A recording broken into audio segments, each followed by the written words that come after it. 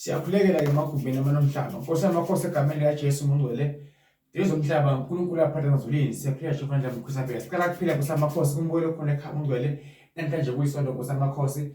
Jehova namandla mkhusapela. Mnikeza amandla bese uyagcina uNkulunkulu aphatha egameni likaJesu. Lezo mhlaba uNkulunkulu aphatha ngela wonke umhlaba Jehova namandla mkhusapela. Abangibukelayo nje azidlamini Nkosi amakhosi mabaphumele uMngcwele baqine babe nemandla babe nenhlanhla uNkulunkulu aphatha ke Jehova namandla mkhusapela. Vule konke ubumnyama bukhweshe bekhona ukhanya. uNkulunkulu wasezulwini ehlengile sezulwini abezingama Nkosi amakhosi Jehova namandla kube sabeka egameni likaJesu amen. Ngikho khona ekhaya ukhuluma udlamini umthandazi ePetritif eMpumalanga.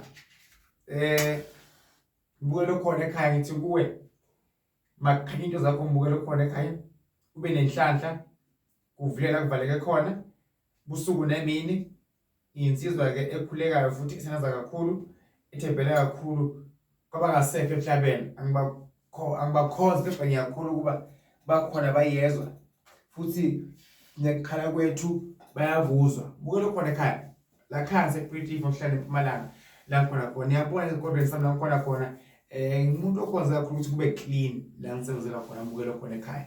Ikhonzisa kube clean umuntu angena athande mbukelo khona ekhaya.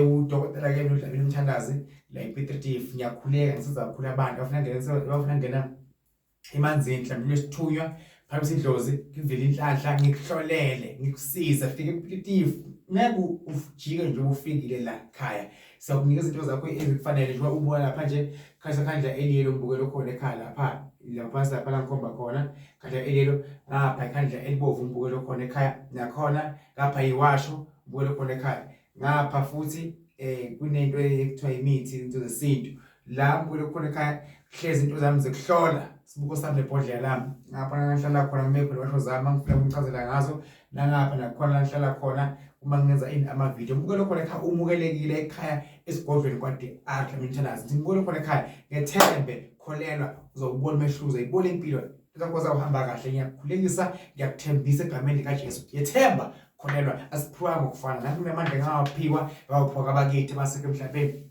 ngasekho umama nabangipha zonke idalo ngiyazimema njengamanje ngithi kuwe malungu into zakho mbukelo khona ekhaya Nkosi usembukelo khona ekhaya yethemba kholelwana into zawuhamba kahle Nkosi ngibusise. Thank you.